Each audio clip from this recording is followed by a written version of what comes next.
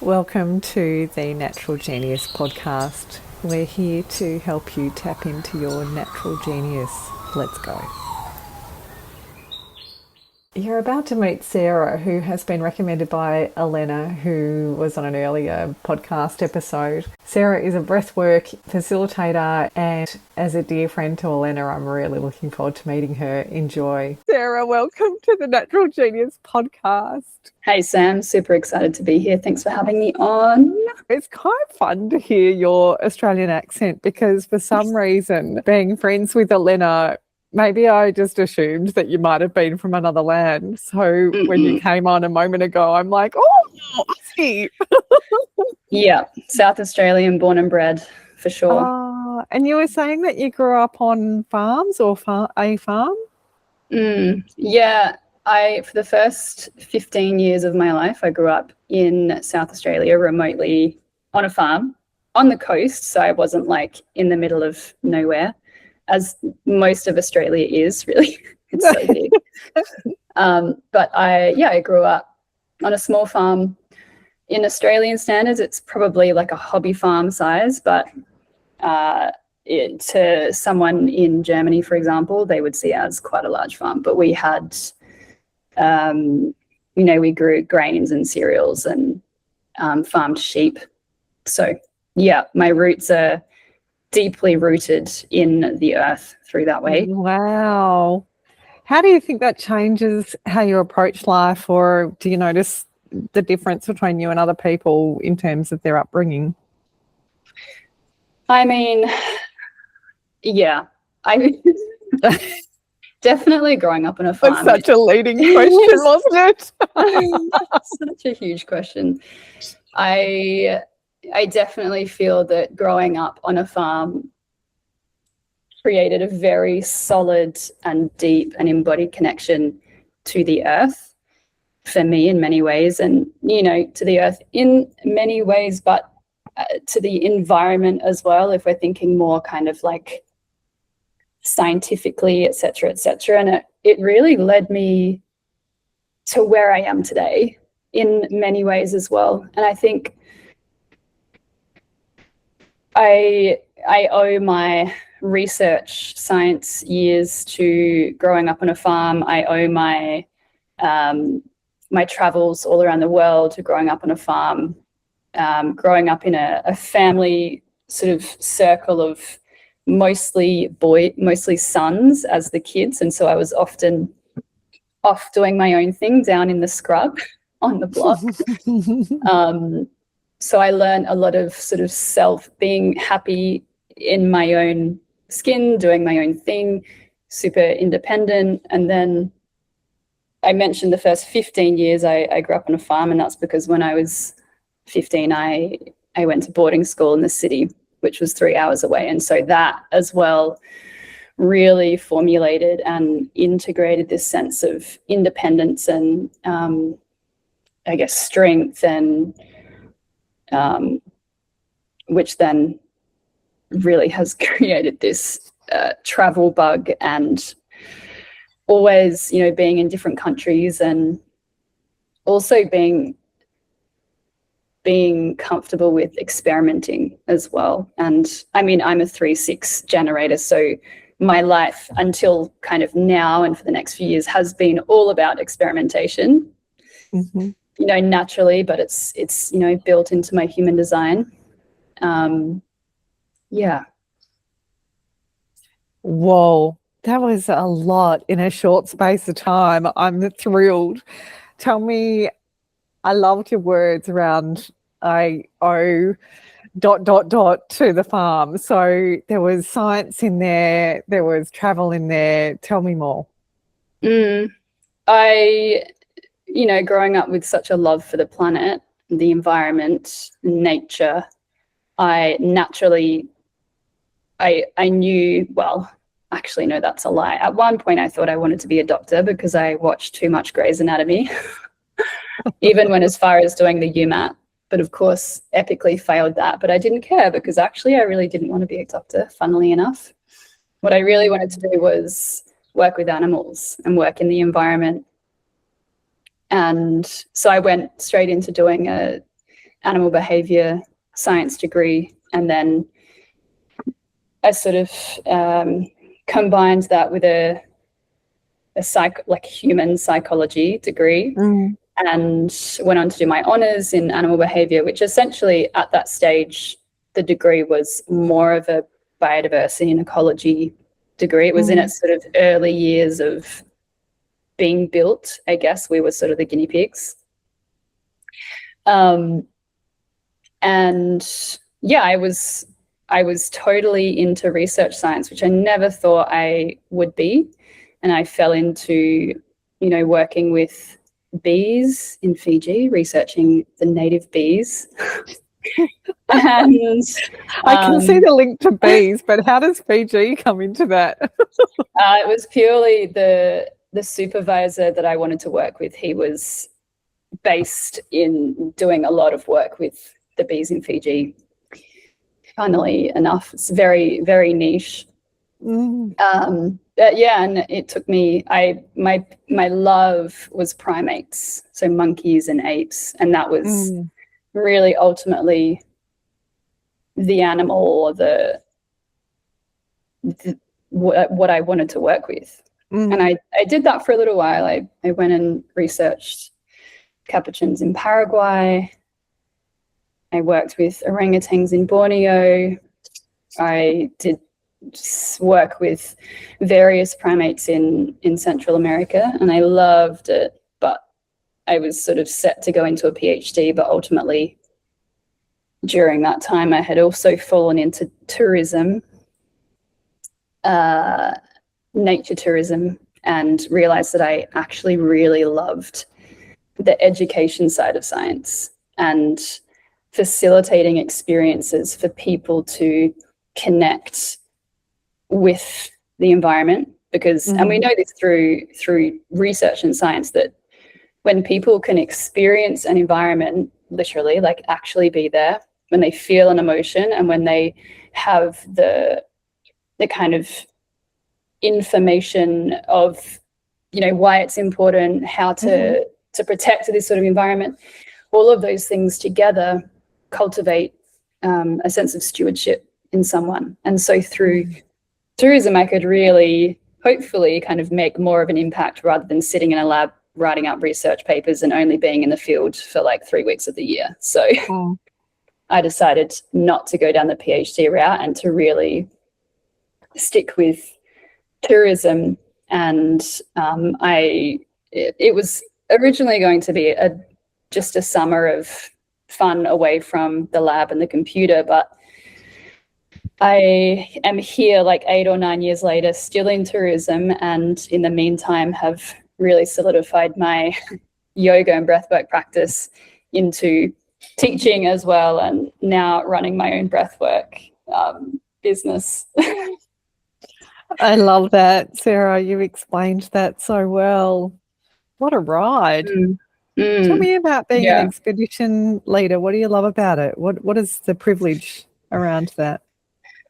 Expedition is something that I got into, I think, about 3 or 4 years ago now. Before that, I was working down in South Australia, but these days I'm working on expedition ships. So essentially, they're really small scale cruise liners, about 100 to 200 people.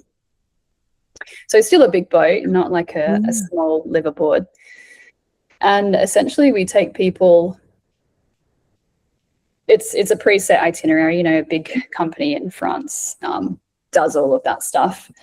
And then they fly us in to wherever the ship is. We get on, and it's a team of 10 to 15 people. And we essentially, with the captain of the ship, we guide all of these guests that come on board through wherever we are. And so for me, I'm based in Asia Pacific. So we do a lot of Indonesia trips, a lot of Papua New Guinea, a lot of Melanesia in general, but then also a lot of the Kimberley in Northwest Australia, which is truly a privilege, to be able to guide people through the coast of the Kimberley. Especially it's just very ancient land, you know, as all of Australia is, but has a really rich history of Aboriginal culture that's still living and breathing today, of course, as with the rest of Australia. But yeah, it's truly a privilege to take people through there and to facilitate that experience for them to connect with a land like this sort of interesting kind of like subtropical, semi-arid zone area, with this really rich Aboriginal culture, as well as the really interesting geology and everything else that comes with the Kimberley. But basically we're taking people in small groups around, you know, on little blow-up Zodiacs that, I mean, blow-up Zodiac, it's like a military grade kind of James Bond style rubber boat. And we drive them around and we show them cool things, point out all the amazing birds and animals and, you know, rock formations, and we take them ashore. And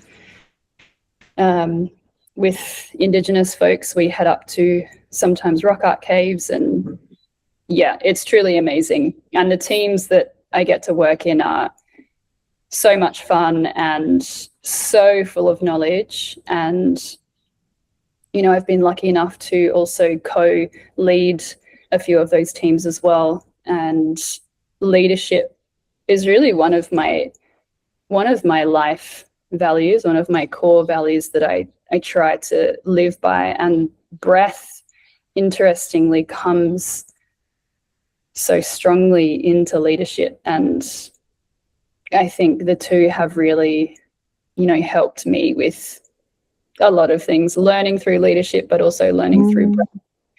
And, you know, that also creating the version of the person that I am today as well. Whoa. No wonder Olena recommended you. You keep having me out of words. I mean, so let me understand. Let me catch up. So the Kimberley, which part of the Kimberley are you talking about? Northwest Australia, and is it? Yeah. I never know whether it's Cape Leveque or Cape Levesque. Is it that area and Broome, and is it land as well as the Zodiacs coming into the shore? Tell me more. No, it's basically the company that I work for. We essentially pick up people in Broome, and then we take them all the way along the coast to Darwin. It's only a 10-day trip, so we're only hitting, you know, 10, 12, 13 stops along the way. Sometimes 2 locations in a day, sometimes just 1. Sometimes it's just a sea day. Usually there's only maybe 1 sea day per trip. And then we drop them off in Darwin, and then we pick more up in Broome, and we take the next lot down to, pick them up in Darwin, then take the next lot down to Broome. So it's back and forth the whole time, which some people, you know, as a guide would get bored by, because it's the same thing. We go to the same places. But for me, it's being able to visit the same place multiple times, you know, sometimes over 10 times in a season, and being able to watch how the environment changes and ebbs and flows with the seasons. And so lucky. Yeah. And, you know, really deeply getting to learn a place and to know a place and to connect to a place over time is something that I really value. And that's how I travel as well often, is that, you know, quote unquote slow travel. I go to less places, spend more time, really connect with a place and get to deeply understand it and know it, and, you know, feel into the ancestors and the people that came before us here and everything. So I think as of right now, I've spent maybe 2/3, accumulatively 2/3 of a year in the Kimberley, which is quite special. And I know that that's not a normal thing, because as an Australian usually knows, the Kimberley is extra remote, and really is like the last kind of one of the last remaining places on the planet that is so untouched and so few people, and holds such a rich Indigenous culture and such a rich history as well, even with, you know, the first arrivals of humans onto the continent of Australia. The Kimberley was sort of, you know, the second major place that they walked to. So yeah, it's truly special to be able to spend so much time up there and work there and show people around.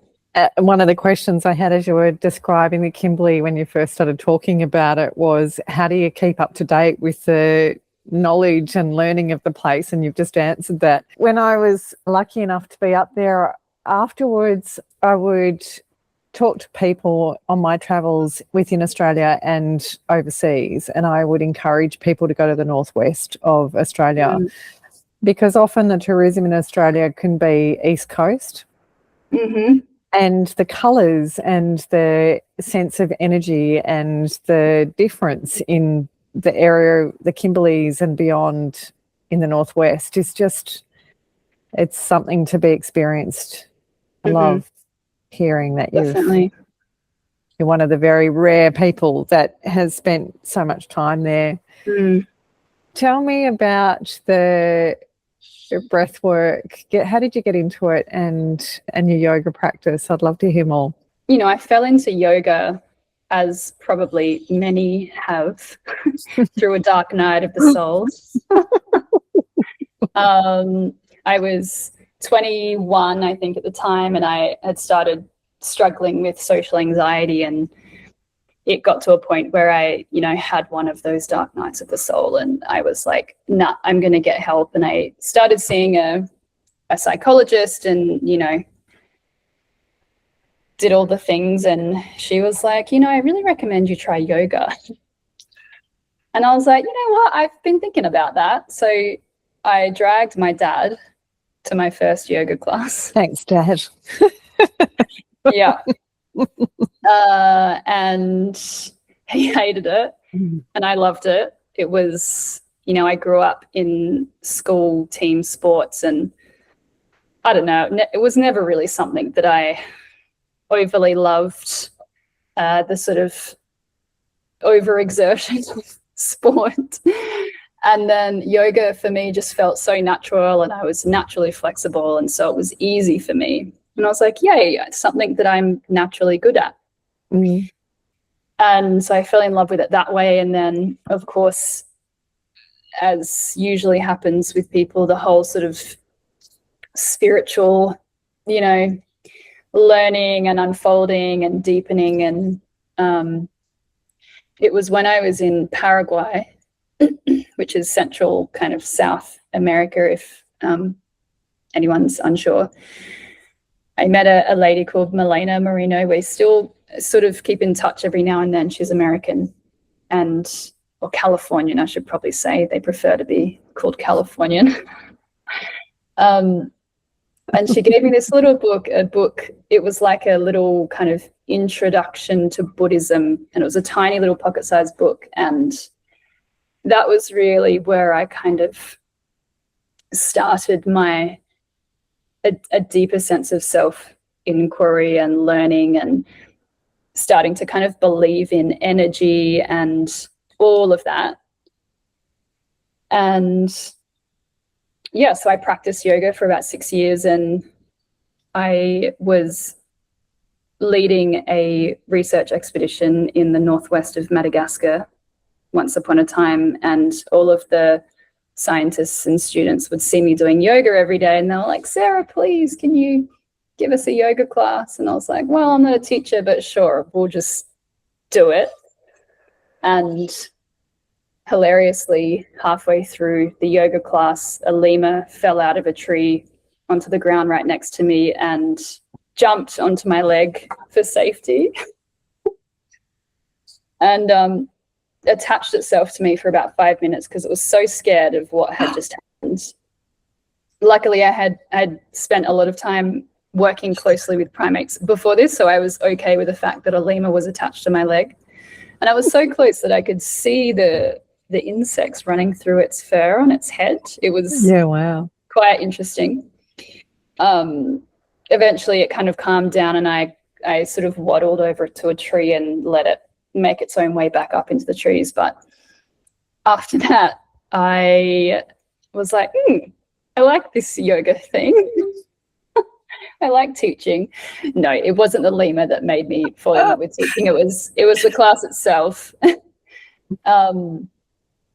But I realized I really loved teaching yoga, just like I really loved, you know, educating people about the environment and facilitating those experiences.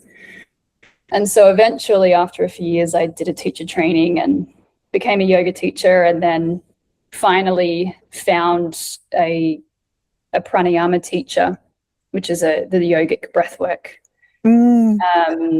I'd been looking for years, had never found one, and finally came across one. Her name's Uma Spender. Highly recommend for anyone also looking for pranayama teachers, other than myself, of course. But yeah, and I went straight into a pranayama teacher training, and that kind of changed also the trajectory of my own practice and how I teach. And I taught yoga asana for a few years, you know, loved it, but it didn't feel like it came as naturally to me. And breathwork always came so easily, and I always felt so amazing during teaching and after teaching. And I love how accessible the practice is. I love how, like, everyone breathes, right? And, you know, even if you're not conscious and there's a machine breathing for you, you're still breathing. And it's something that you don't need to be wearing Lululemons and in all of your active wear, and you don't need to be able to do fancy poses or be flexible or anything. You can literally be standing in line at the grocery store and using your breath in that moment without anyone even noticing, using it consciously, intentionally, literally to, you know, self-regulate, help yourself get from a state of stress into a state of steadiness. It's so powerful. It's so tightly interwoven into our nervous system and the fibers of our being, and, you know, out into the universe in so many ways. And I love how impactful, literally the most automatic function in our body, breathing, we do it without even thinking about it. Thank you, breath. Thank you, body. Thank you, brain, for doing that for me. It's so automatic, happens all the time. It's always there. And it's like one of the most impactful things on our health, our physical health, our mental health, our spiritual health. So it impacts so many things, and I'm just obsessed with it. I love the science behind it. I love the sort of spirituality behind it, the physiological aspect of it. It's so much fun. And so now I specialize just in breathwork in my business. I rebranded and restructured at the start of last year to purely just focus on breathwork, because that is what truly lights me up, like 100%. And that's why I'm here right now. Tell me more, Sarah. What are you offering at the moment? What do you love seeing in people, the sort of outcomes or the surprises that delight you about working with people?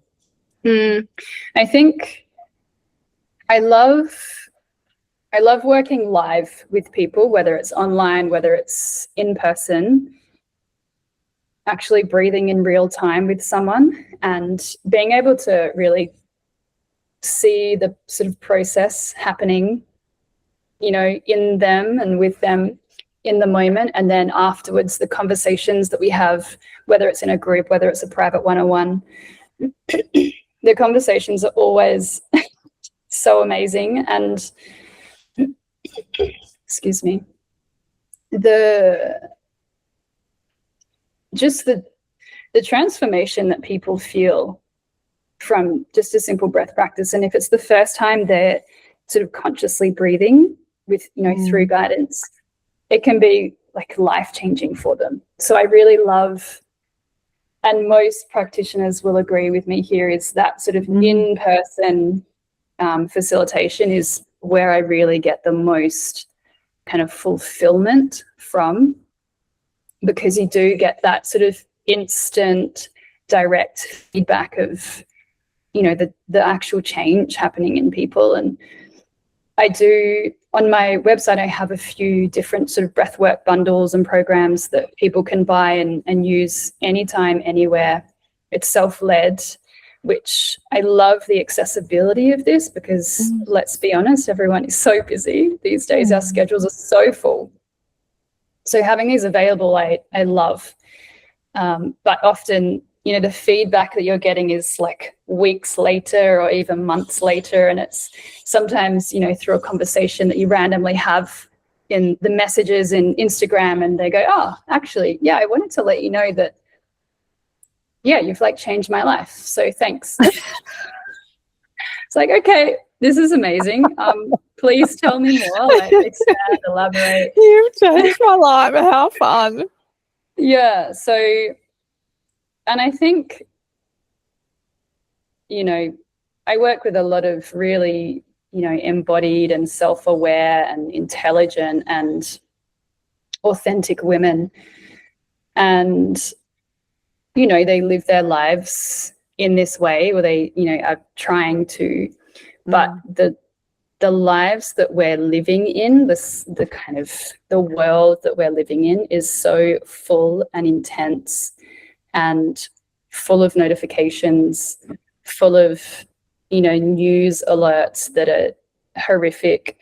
It's full of so many things that we kind of expect ourselves to have to do.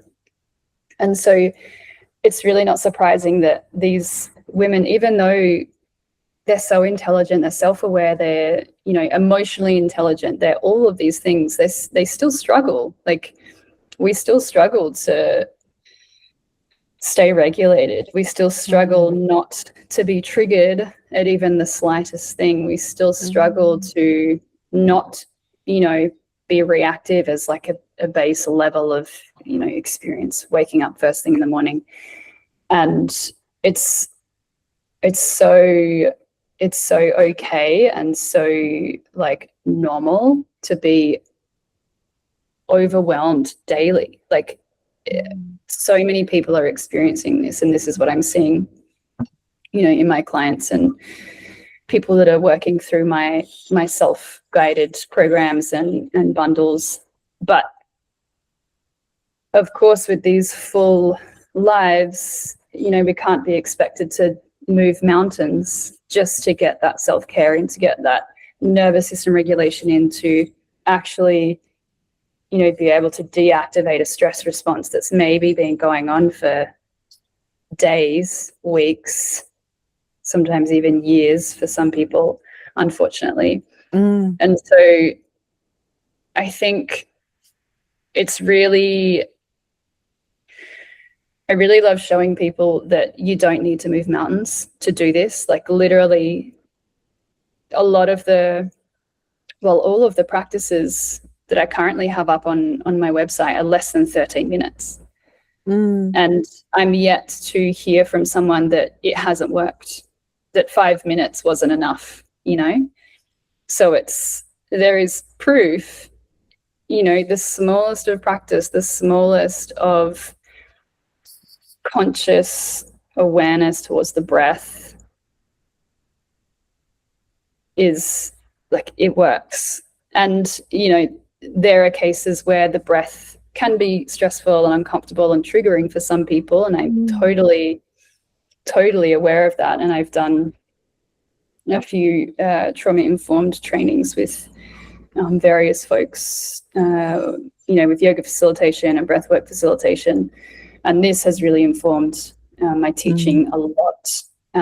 But that sounds important, Sarah.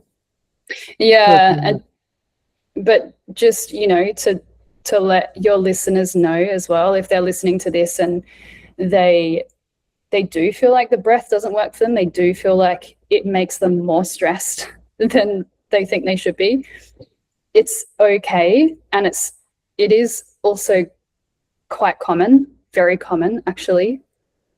And it could be that the technique that you're using or the kind of style of breathwork that you're using isn't really suited to what you need right now. It might be something that could be useful for you in maybe a few years or in a few weeks, few months, but perhaps, you know, checking in with, okay, are there different styles of breathwork, maybe more gentle, nourishing, foundational practices like we teach at Breathe Her, or perhaps, you know, trying a different modality before you dip back into breathwork.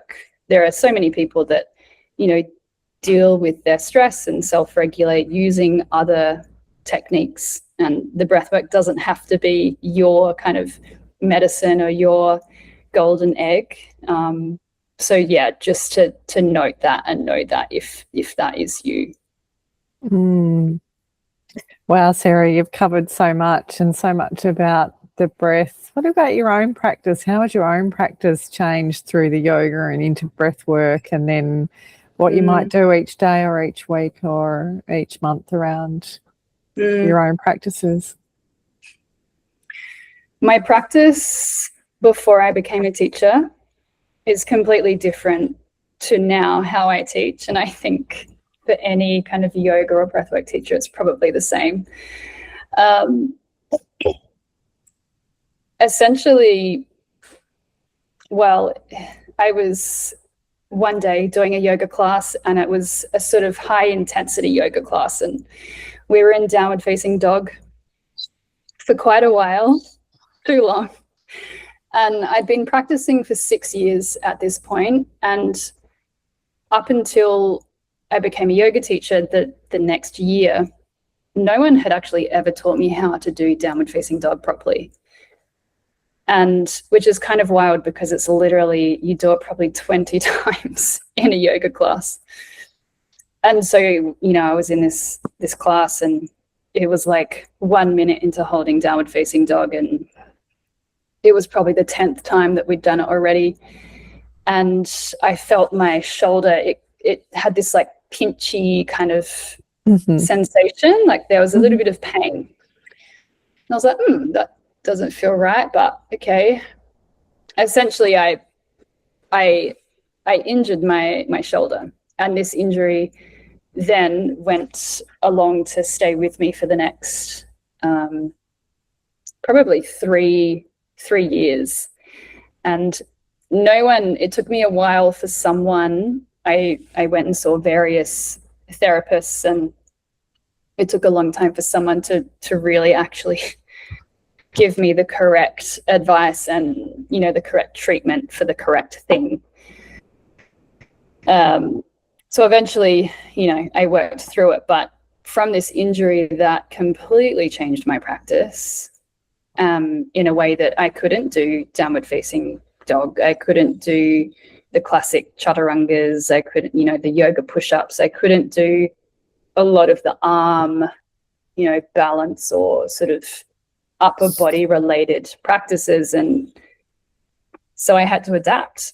And, you know, then in teaching, I had to adapt to, you know, how was I going to teach these seemingly fundamental, you know, poses that, you know, everyone's taught must be in a yoga practice. How do I teach a yoga class to people when I can't even do it myself? And essentially I stopped trying to do that, and I started teaching authentically to how I was practicing, which was a lot of, you know, not a lot of upper body stuff. And ultimately a lot of people really resonated with that, because so many people get injured, you know, doing downward dog incorrectly, doing chaturanga incorrectly. They're pretty intense poses. And in yoga in general, you do, I mean, depends what you're doing, but you do need a sort of a good base level of strength to do a lot of the traditional poses. And, you know, a lot of people don't. And I didn't, obviously. I never had a strength practice until actually, you know, a couple of years ago, and I'm 33 now. And now I'm like all about the strength practice, right? The strength training. Everyone go lift some weights. But so yeah, that really changed the way I practice and then the way I teach. And for my breath work, once I'd had training, I trained through Emma Spender of both yoga. And once I'd done my trauma-informed, you know, modules with her, and then with Yoga for Humankind, which is an East Coast-based company, that also completely changed the way that I teach and the way that I practice. And I realized that actually the most nourishing practice for me is really something that is rooted in trauma-informed facilitation, because it's the simplest things of the language that you use while you're teaching, language in terms of really invitational language. So instead of saying, okay, you know, do inhale for 4, exhale for 6, you're actually instead inviting someone into that and letting them know that they can, if they want to, but also they can increase the counts, they can decrease the counts, you know, you're inviting people to really listen to their own body and to really have full self-autonomy and self-authority. And instead of telling people what to do, you're inviting them into this sense of kind of curiosity about their breath. You know, what might it feel like if I breathe this way? What might it feel like if I try it? And if it doesn't feel good, that's okay. I'll just go back into a natural breath for a bit and, you know, continue to embody this sense of self-empowerment through literally my breath. So this, trauma-informed is really the way forward. And we've seen it become more and more integrated into trainings since, you know, the COVID era. It's become more present in trainings, which is great, but it's still not, I think, taught as much as it really should be. And yeah, I love it. I definitely feel the difference myself as a practitioner being in a trauma-informed class or a class led by someone that really knows what they're doing. They've had that sort of trauma-informed training, or that's maybe just the way they teach, compared to being in a class where someone is teaching kind of like the trendy yoga way, where everything's sometimes just kind of hard and fast and intense and, you know, prone to injury. So yeah, Sarah, that's sorry kind to of been my interrupt. journey. Yeah, sorry to interrupt. I wonder whether with some people you work with, whether you might be leapfrogging them in terms of being able to get into the sensed or into their emotions, into their feeling. How does it feel through the practice? It might take them years of doing yoga before they start to sense into what they need physically. If they're in classes that are led, maybe it's more about listening and being guided rather than them finding their own way with it.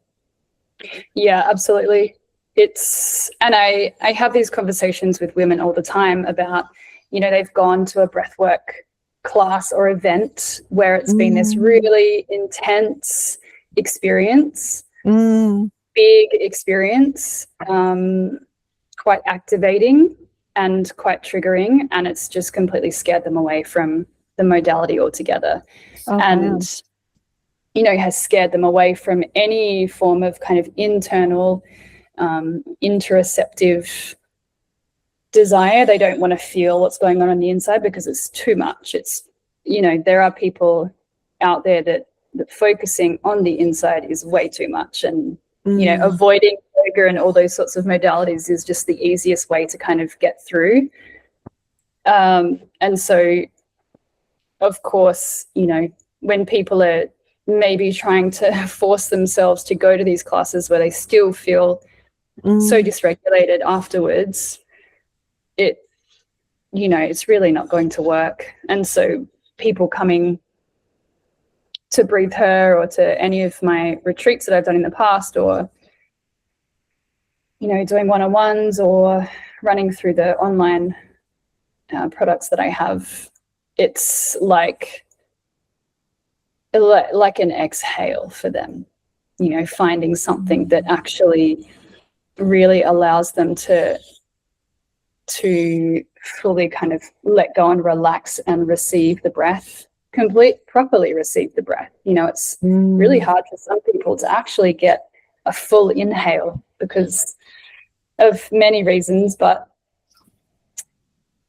yeah, it's one of the things that I pride myself on is being able to help people actually be able to breathe properly again, teaching people how to actually breathe again. And, you know, we were born with the ability to breathe, yes, but we've often lost the brain body connections of how we're naturally supposed to breathe because of a lifetime of trying to suck the belly in, trying to hold everything in, being tense and tight from all the stress that we're holding from, you know, such early ages. But